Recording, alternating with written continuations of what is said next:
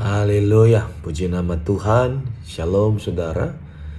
Hari ini kita akan kembali belajar dalam seri pemuritan kita.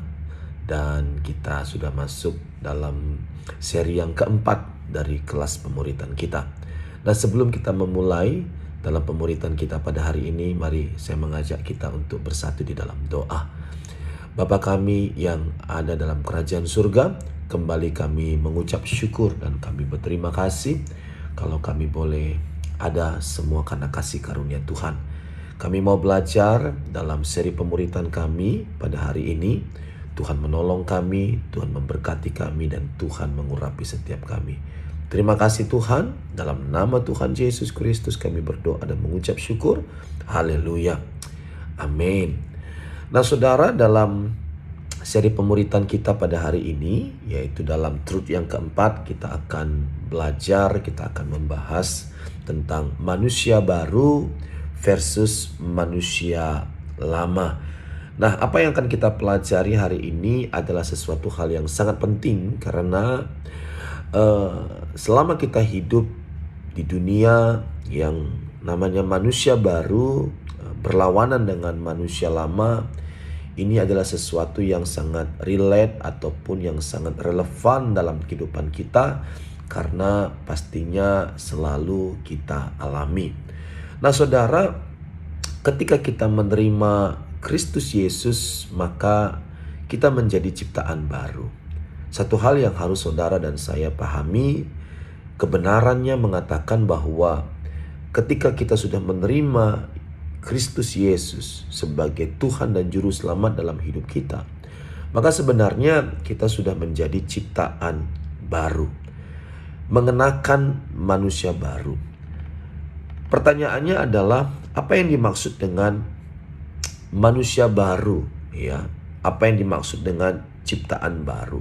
Jadi kalau ditanya kita menjadi ciptaan baru itu kapan, maka jawabannya adalah ketika kita sudah menerima Yesus Kristus.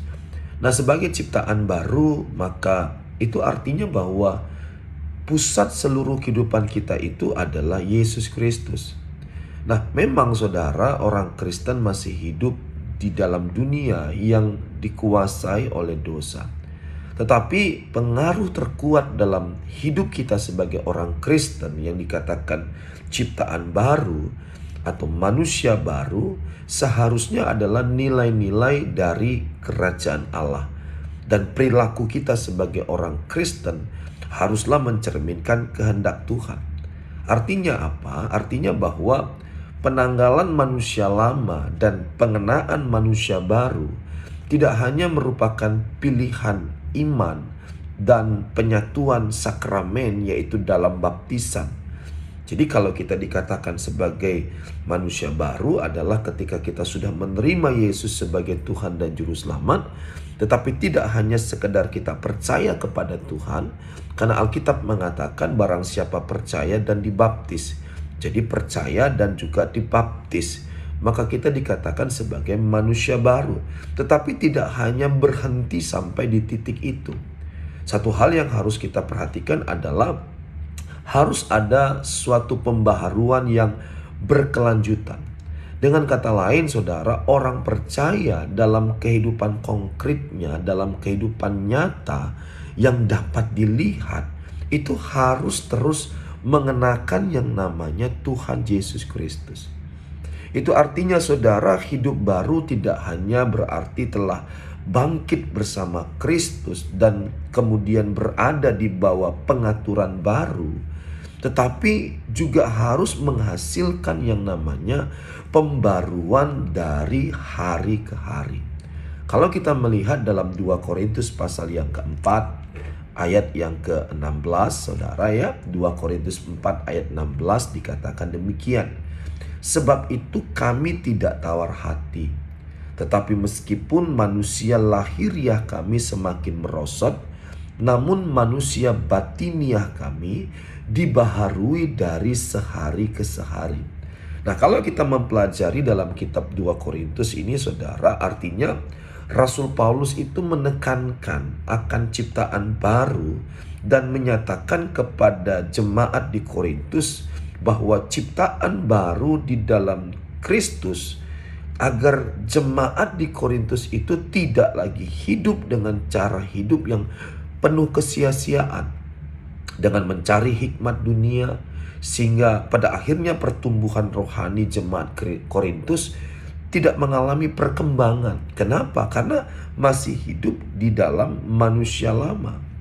Jadi dalam kitab 2 Korintus ini, sekali lagi Rasul Paulus menekankan bagaimana sebagai ciptaan baru, sebagai jemaat Tuhan, sebagai orang yang sudah percaya kepada Yesus sebagai Tuhan dan Juru Selamat, yang sudah menerima sakramen baptisan, maka satu hal yang penting adalah bagaimana manusia batiniah itu harus diperbaharui dari sehari ke sehari.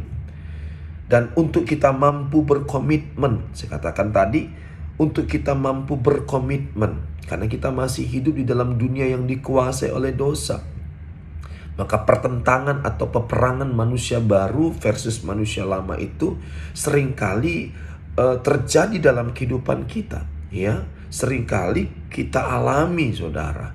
Nah, itu sebabnya diperlukan yang namanya komitmen, supaya kita benar-benar mengenakan Yesus Kristus dalam kehidupan kita. Kita mengenakan manusia baru dalam kehidupan kita. Nah, untuk kita bisa berkomitmen, mampu berkomitmen dan meninggalkan cara hidup yang lama, maka Allah mengaruniakan roh yang baru dalam kehidupan kita, yaitu Roh Kudus.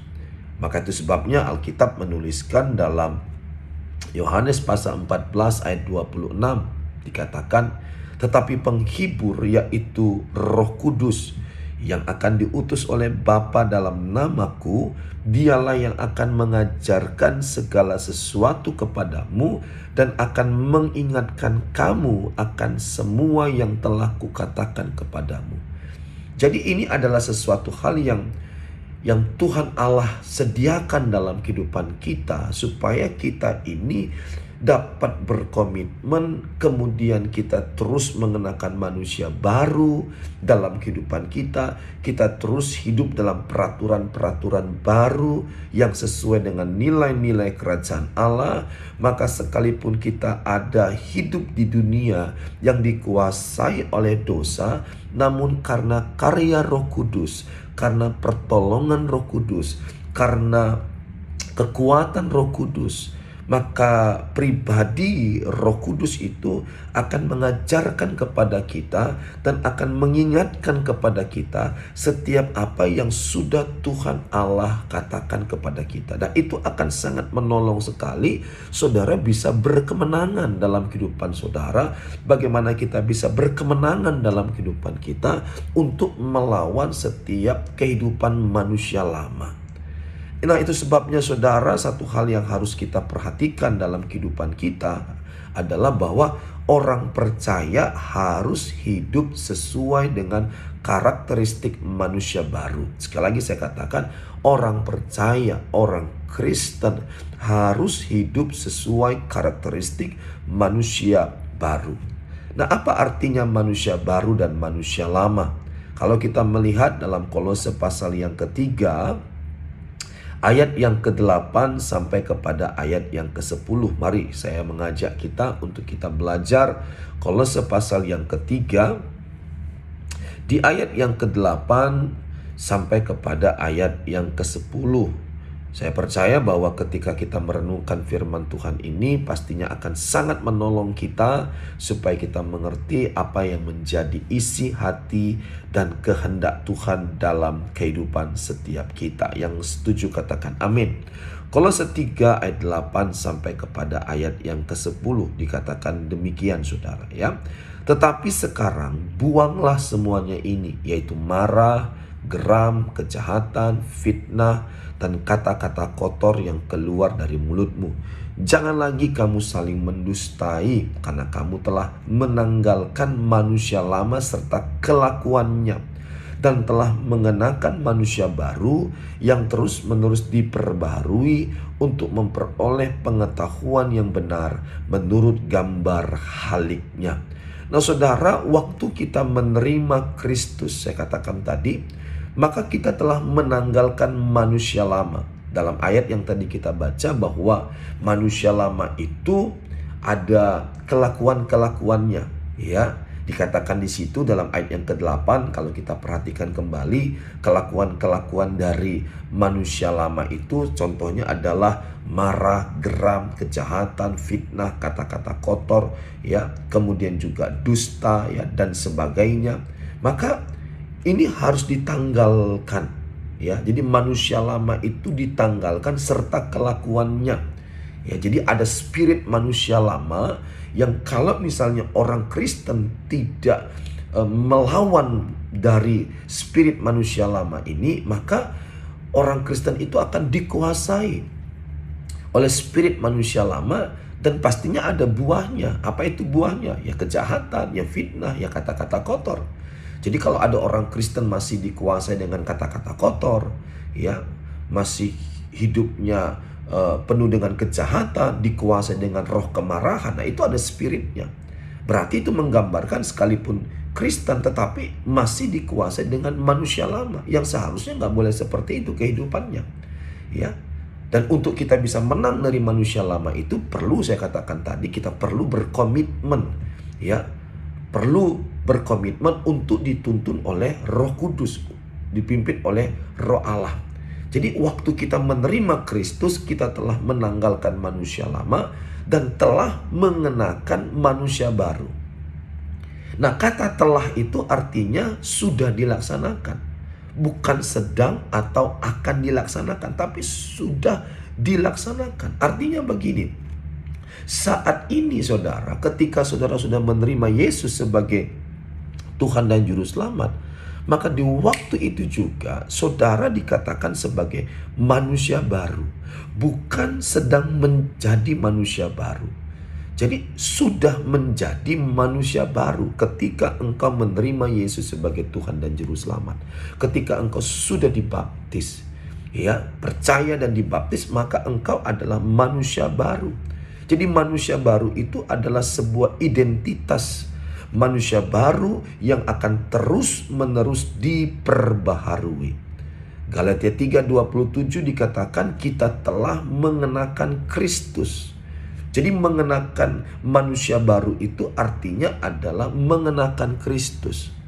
Karakteristik Kristus sebagai identitas kita, bukan lagi dunia atau iblis. Tapi waktu kita dikatakan manusia baru, maka karakter Kristus itulah sebagai identitas kita. Sehingga ketika orang melihat diri kita, maka mereka sebenarnya melihat Yesus Kristus. Nah, cuman persoalannya, masalahnya adalah begini saudara, ya. Perilaku manusia lama itu kerap kali masih muncul dalam hidup kita. Ya, kalau kita lihat ya saudara di dalam Roma pasal yang ke-7 ayat 19 sampai kepada ayat yang ke-25 saudara, ya. Roma pasal yang ke-7 ayat 19 sampai kepada ayat yang ke-25. Jadi seperti yang dikatakan tadi, ya, manusia lama itu kerap kali masih muncul ya dalam kehidupan kita, ya. Sehingga itu seringkali bertempur antara manusia baru versus manusia lama dalam hidup kita. Nah, ini memang sangat relate, sangat relevan yang sering kali terjadi dalam kehidupan kita sehari-hari. Mari kita perhatikan Roma pasal yang ke-7 ayat yang ke-19 sampai kepada ayat yang ke-25. Sebab bukan apa yang aku kehendaki, yaitu yang baik yang aku perbuat, melainkan apa yang tidak aku kehendaki, yaitu yang jahat yang aku perbuat. Kadangkala pikiran kita sudah berpikir untuk berbuat baik, hati kita sudah berpikir untuk berbuat baik, tapi ketika tindakannya malah yang jahat yang dilakukan. Nah, ini yang seringkali saya katakan terjadi pertempuran, terjadi peperangan dalam kehidupan kita. Ya, sekalipun kita orang percaya, saudara. Ayat 20 berkata begini, jadi jika aku berbuat apa yang tidak aku kehendaki, maka bukan lagi aku yang memperbuatnya, tetapi dosa yang diam di dalam aku. Demikianlah aku dapati hukum ini, jika aku menghendaki berbuat apa yang baik, yang jahat itu ada padaku. Sebab di dalam batinku aku suka akan hukum Allah, Tetapi dalam anggota-anggota tubuhku aku melihat hukum lain yang berjuang melawan hukum akal budiku dan membuat aku menjadi tawanan hukum dosa yang ada di dalam anggota-anggota tubuhku. Aku manusia celaka. Siapakah yang akan melepaskan aku dari tubuh maut ini? Syukur kepada Allah oleh Yesus Kristus Tuhan kita. Nah saudara, kalau kita memperhatikan ini saudara dalam ayat firman Tuhan ini, maka ada satu hal yang luar biasa, ada satu hal yang memerdekakan kita bahwa dalam kehidupan kita, dalam pergumulan kita, pertempuran kita, ya, antara manusia baru versus manusia lama. Maka kalau kita membaca dalam terjemahan bahasa Indonesia masa kini saudara, ya, dikatakan tadi dalam ayat 24-25 dikatakan saudara, nah beginilah keadaan saya mentaati hukum Allah dengan akal budi saya, tetapi dengan tabiat manusia saya takluk pada dosa. Alangkah celakanya saya ini. Siapakah yang mau menyelamatkan saya dari badan ini yang membawa saya kepada kematian? Syukur kepada Allah, Ia mau menyelamatkan saya melalui Yesus Kristus. Yang percaya katakan amin.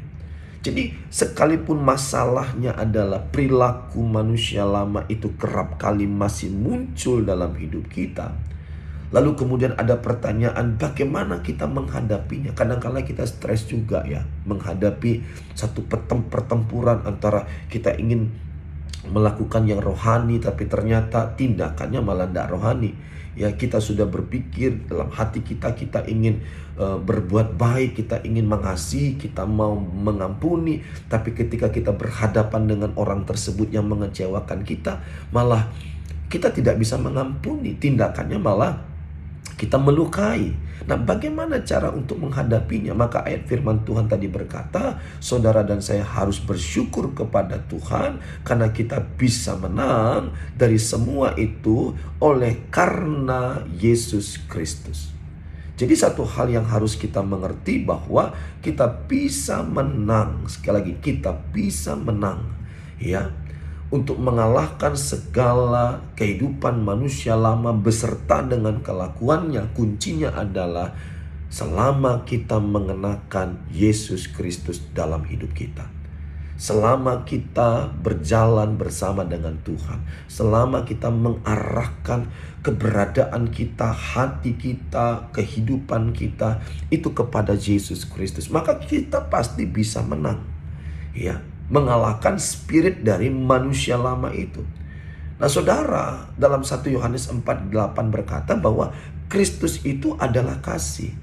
Jadi mengenakan Kristus itu, mengenakan manusia baru itu artinya adalah mengenakan kasih. Dengan kata lain saudara, waktu kita sudah menerima Yesus Kristus sebagai Tuhan dan Juru Selamat, dan kita dikatakan mengenakan manusia baru, maka kita telah menerima kasih ilahi dalam hidup kita.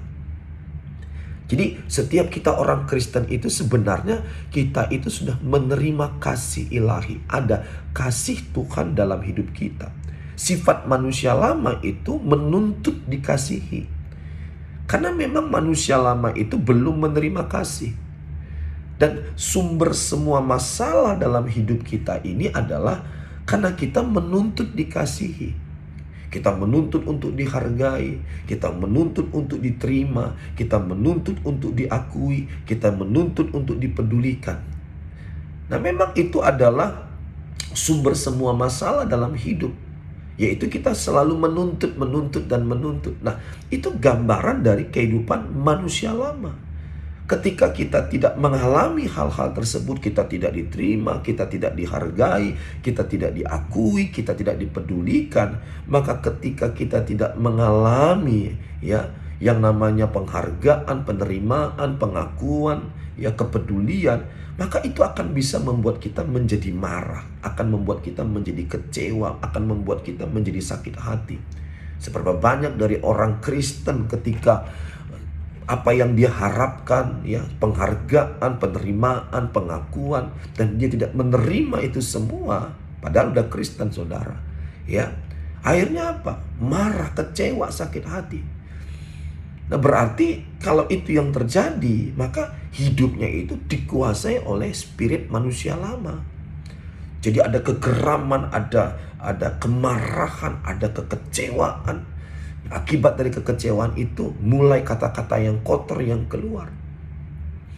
Karena dikuasai dengan spirit manusia lama. Padahal saya katakan tadi di awal, ini harus berulang kali saya menyampaikan. Ketika kita sudah menerima Yesus sebagai Tuhan dan Juru Selamat, maka kita sudah mengenakan manusia baru. Sifat manusia baru itu adalah mengasihi. Kebalikannya, menghargai, menerima, mengakui, mempedulikan, dan sebagainya. Itu sifat manusia baru, yaitu mengasihi. Nah, sesungguhnya saudara, sebagai manusia baru, kita tidak butuh dikasihi. Kenapa? Karena kita sudah punya kasih dari Tuhan. Jadi kalau ada di antara saudara yang mendengarkan seri pemuritan ini, dan engkau adalah orang Kristen yang sudah percaya Tuhan, sudah dibaptis, lalu kemudian mungkin orang tuamu atau mungkin orang-orang di sekitarmu tidak mengasihi engkau, maka ada kabar baik. Sebagai manusia baru, saudara tidak perlu menuntut untuk dikasihi. Kenapa? Karena sebagai manusia baru, saudara sudah punya kasih, yaitu kasih Allah. Sebenarnya bagian kita sebagai manusia baru adalah mengasihi, mengampuni, ya, menghargai, mempedulikan. Nah, itu adalah ajaran dari nilai-nilai kerajaan Allah yang diajarkan kepada kita sebagai manusia baru. Jadi sebaliknya kita harus mengasihi seperti Kristus yang senantiasa mengasihi. Nah, waktu kita mengerti akan kebenaran ini, saudara, maka kita akan hidup dalam kemenangan atas manusia lama kita. Ini kuncinya, mengenakan Kristus, yaitu mengenakan kasih dalam hidup kita. Saya berdoa supaya dalam seri pemuritan Truth yang keempat ini, ya, sekalipun ada pertempuran antara manusia baru, karena judulnya adalah manusia baru versus manusia lama, tapi kemenangan itu menjadi bagian kita sebagai manusia baru. Mungkin kita disakiti, kita dikecewakan, ya, kita mungkin mendapatkan hal-hal yang tidak baik dari orang-orang di sekitar kita. Tapi sebagai manusia baru, kita diingatkan untuk kita senantiasa mengasihi, punya kasih, dan kita pasti berkemenangan. Sharing hari ini adalah perilaku manusia lama apakah yang masih kerap kali muncul dalam kehidupan saudara. Renungkan itu. Jadi apa ya yang sering kali muncul dalam kehidupan kita, ya, dalam kemanusiaan lama kita, mungkin marahnya, geramnya, bencinya, ya, kecewanya dan sebagainya, padahal sudah Kristen. Maka satu hal yang harus kita lakukan adalah ambil komitmen untuk hidup mengasihi Tuhan, karena itu kunci kemenangan. Untuk hidup mengasihi sesama, mengampuni, itu kunci kemenangan. Jadi ini ambil komitmen itu. Lalu kemudian sikap dan tindakan kasih apa yang akan saudara mulai lakukan hari-hari ini. Ketika saudara mendengarkan seri pemuritan ini, maka saudara mengambil satu komitmen, satu tindakan, satu sikap. Saya akan mengampuni. Saya mengambil keputusan untuk mengasihi. Saya mengambil keputusan untuk memberikan pengampunan. Saya mengambil keputusan untuk menghargai. Saya mengambil keputusan untuk mempedulikan. Ya, saya mengambil keputusan untuk mengakui kehebatan teman saya. Ya, kadang-kala kan kita manusia ini nggak mau mengakui kehebatan orang lain. Kita menganggap bahwa kita jauh lebih hebat. Nah, itu ciri manusia lama. Itu spirit manusia lama, merasa egois, ya, merasa bahwa tidak ada orang yang bisa melebihi kehidupan kita. Jadi kita nggak bisa mengakui kehebatan orang, kepintaran orang yang melebihi kita. Nah, satu hal yang harus kita ingatkan adalah saudara adalah manusia baru. Itu sebabnya kenakanlah Kristus, kenakanlah kasih dalam hidup kita. Mari kita lihat sekarang Bible Memories Verse kita, 1 Korintus pasal 13 ayat 4 sampai ayat yang ke-8. 1 Korintus pasal yang ke-13 ayat yang ke-4 sampai kepada ayat yang ke-8. Ini bicara tentang kasih. 1 Korintus pasal yang ke-13 ayat 4 sampai 8. Kasih itu sabar, kasih itu murah hati, ia tidak cemburu, ia tidak memegahkan diri dan tidak sombong, ia tidak melakukan yang tidak sopan dan tidak mencari keuntungan diri sendiri, ia tidak pemarah dan tidak menyimpan kesalahan orang lain. Ia tidak bersukacita karena ketidakadilan, tetapi ia bersukacita karena kebenaran. Ia menutupi segala sesuatu, percaya segala sesuatu, mengharapkan segala sesuatu, sabar menanggung segala sesuatu. Kasih tidak berkesudahan, nubuat akan berakhir, bahasa roh akan berhenti, pengetahuan akan lenyap. Saudara adalah manusia baru, kenakan Kristus, kenakan kasih dalam kehidupan kita, maka engkau akan mengalami kemenangan demi kemenangan dalam kehidupan saudara. Mari kita bersatu dalam doa. Terima kasih Tuhan, kami sudah belajar dari firman Tuhan, bagaimana kami ketika menerima Yesus sebagai Tuhan dan Juru Selamat, kami adalah manusia baru. Kami adalah ciptaan baru yang diperbaharui dari hari ke hari. Dan kami perlu Roh Kudus untuk menolong kami, mengajarkan kami, mengingatkan kami, supaya kami selalu mengenakan Kristus, mengenakan ciptaan baru, mengenakan kasih dalam hidup kami. Terima kasih Tuhan, ajar kami untuk kami hidup di dalam kasih-Nya Tuhan. Ajar kami untuk kami mengasihi Tuhan, mengasihi sesama kami.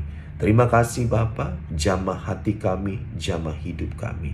Di dalam nama Yesus kami berdoa mengucap syukur. Haleluya. Amin. Tuhan Yesus memberkati. Sampai ketemu dalam seri pemuritan berikutnya. Tuhan memberkati.